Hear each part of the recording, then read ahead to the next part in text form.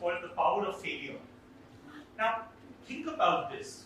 When a child learns how to walk and falls down, and that's a part of the entire growing up process, she or he doesn't really think to himself or herself that, maybe this isn't for me. Maybe I should just give up on the idea of walking. But what happens to us when we grow up? Why do we treat the process of falling as almost a finality? That, no, I've fallen and this is the worst that could have happened to me. We don't treat it as a stepping stone. For me, in my own life, you are seeing me here today as a well-known author, but I had a completely different education and upbringing, and which was in the world of business. I have an MBA in financial engineering. So, I mean, I don't understand sometimes when I look back at the last 12 years or 13 years, how did that transition happen for me? And how did those odds really get taken care of? In parallel with my business life, there was the life of books. My maternal grandfather, my Nanaji, who lived in Kanpur, used to send me one book every week to read. And during his lifetime, he sent me a little over 300, 400 odd books. And they were a wide variety of books. War and Peace, Autobiography of a Yogi, the Mahabharata Retold, Freedom at Midnight. It was a assorted, and there was a naughtiness also to Nanaji, so he also sent me Lady Chatterley's Lover. But having said that, when I would go to my father's office, which is where I was supposed to be learning the two most important words in the Marwadi Baniya vocabulary, debit and credit. So I would go there and I would always have a book in my hand. And we had a Munimji in that office. And he used to say that bookkeeping is more important than book reading. Why are you wasting your time with this nonsense? And he said, if you have to read, then read a balance sheet. At least it'll get you somewhere. So I would go back to Nanaji, utterly confused, and I would say, Nanaji, this is what Munimji is saying. And of course, the old man would turn around and he would say that Lakshmi without Saraswati is of no use. And he would say, only when Lakshmi and Saraswati sit together can one prosper. Like Ganesha, which probably explains why I look the way I do. But having said that, he would say that live your life like Ganesha. Because Ganesha is the only deity in the Hindu pantheon who can have both the devis together. Lakshmi and Saraswati have a very curious relationship. When Saraswati is in a room, Lakshmi wants to be in that room. And when Saraswati gets up to leave, then Lakshmi is also curious. That where is Saraswati gone? So she also gets up to leave. So Nanaji used to say, go after Saraswati, Lakshmi will come automatic. And he would say that Ganesha is the original connector, the connector of wealth and wisdom. But also, think about this. Where does that wisdom come from? I'm not talking about knowledge. I'm talking about wisdom. It comes from one word, failure. If you've not failed, you can't be truly wise. So, Ganesha is thus not only the connector of wealth and wisdom, but also the connector of failure and success. How to take failure, translate that into wisdom, and eventually convert that into success. So here I am with some 37 odd years of business experience and a training in finance, and suddenly one fine day I start writing a book. So I called up a cousin of mine who was by then a published author, and I said, please tell me, how do I go about writing a book? Because I have a story idea in my head. And she told me, she said, Ashwin, there are 3 rules for writing a novel. Unfortunately, no one knows what they are. which means, in other words, as a writer, you're free to pretty much do your own thing. So I started the process of writing, and soon enough I had the first draft of a manuscript. The person shown here is actually Samuel Johnson, a great poet, playwright of his times. And apparently Samuel Johnson was asked by a young man that, "Sir, would you read my manuscript for me?" And Samuel Johnson very kindly agreed to read it for him. So a month later, he wrote back to the young man, and he said, "Your manuscript is good and original, but the part that's good isn't original, and the part that's original isn't good." That was my situation after that first manuscript successful. So today, a little over 1.5 odd million books sold by a guy who had no training whatsoever in writing, no background in literature, and honestly speaking, was actually holding a world record of sorts in terms of rejection. So, common to that, let me tell you a story. And of course, all good stories should start with once upon a time. So, once upon a time,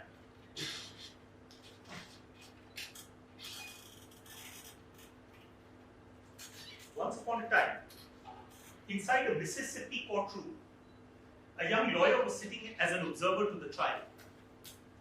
He saw a 12-year-old girl in the witness box, and she was telling a jury how she had been violated and beaten. The lawyer looked at the girl's father. The father had tears in his eyes. Obviously, I mean, he was looking at his own daughter having to recount a terrible incident. It looked like his grief might make him seek revenge. The young lawyer wondered what the father was thinking. What exactly was going on inside the father's head? And it prompted this lawyer, who was just an observer to the trial, it prompted him to write a story, even though he wasn't a writer. That story was rejected by publishers 28 times. The person who wrote that story could be considered a failure because of the number of rejections. Eventually, he found a small company located out of New York State. It was called Winwood Press. And Winwood Press, by the way, subsequently folded up. It doesn't even exist today. But at that time, Winwood Press agreed to publish his book, and they printed 5,000 copies as the first print run. I mean, 5,000 is an exceedingly low number. It's a drop in the ocean when it comes down to the American market.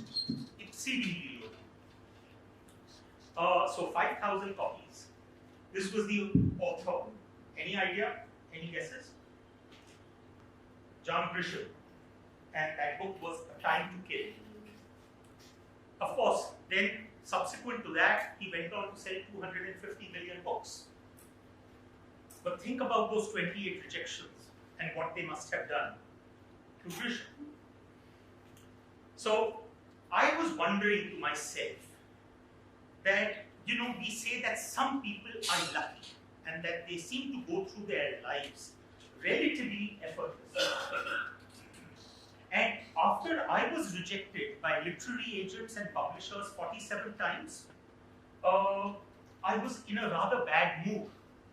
And one day I was sitting at home.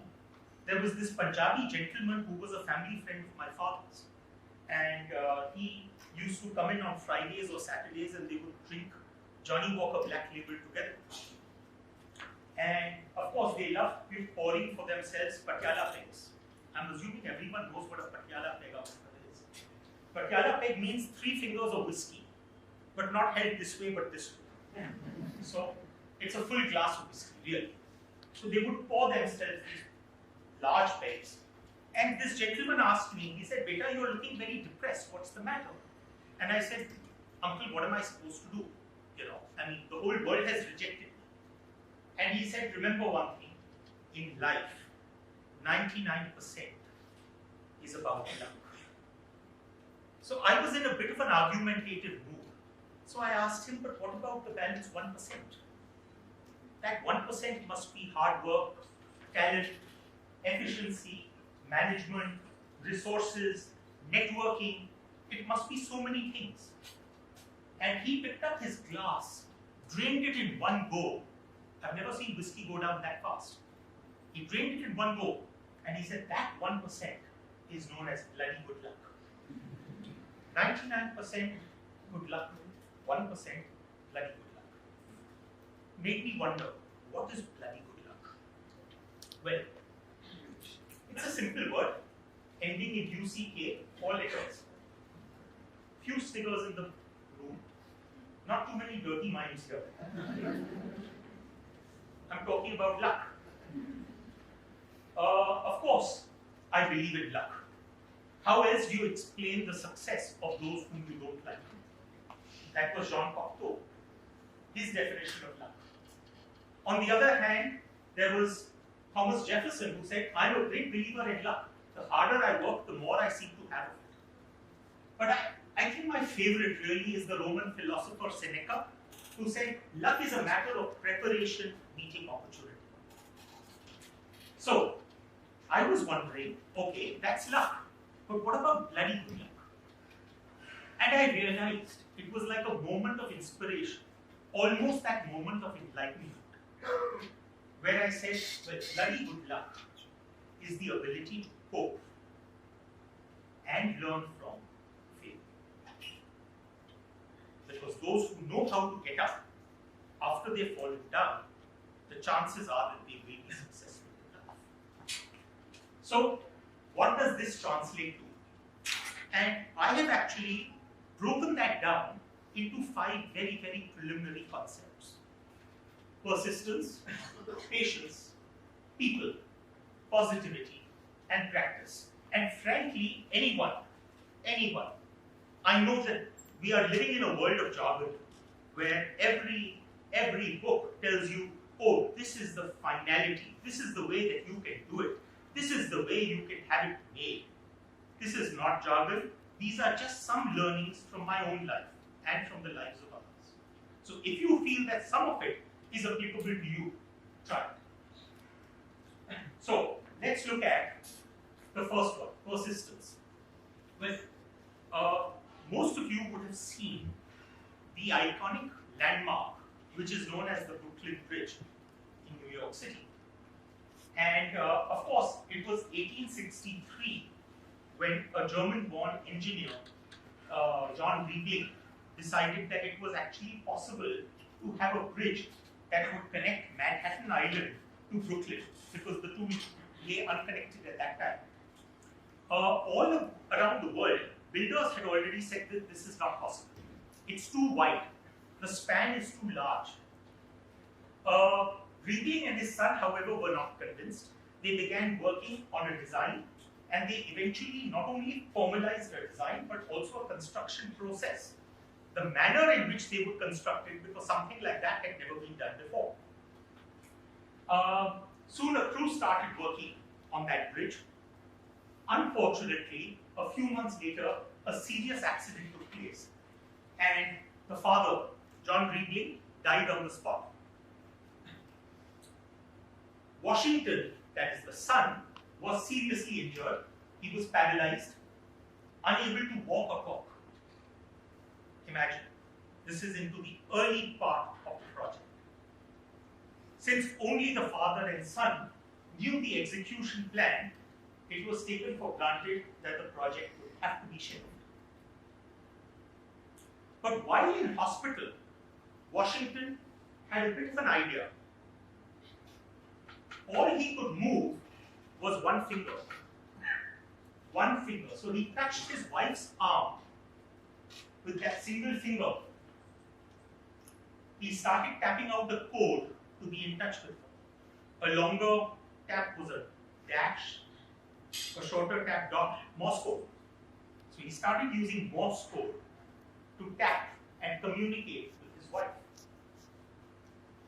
He would continue tapping for the next 13 years until the bridge that could not be built was eventually built. Now, if that isn't a story of persistence, I don't know what is. But this could have easily been a story of failure, which became a story of success. Just see the dividing line between success and failure. Let's look at the patience of this man.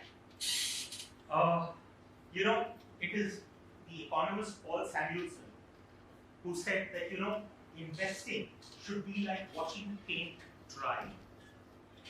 Imagine if you painted a wall and you're waiting for it to dry. Or watching grass grow.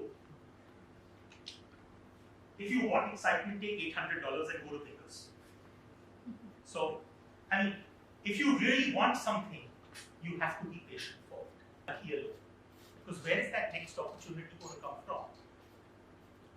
The bigger your web of friendly contacts, the better the odds in your favor.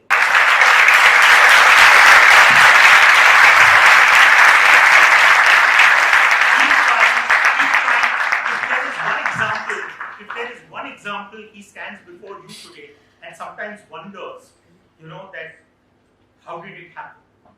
How did I suddenly become this successful writer?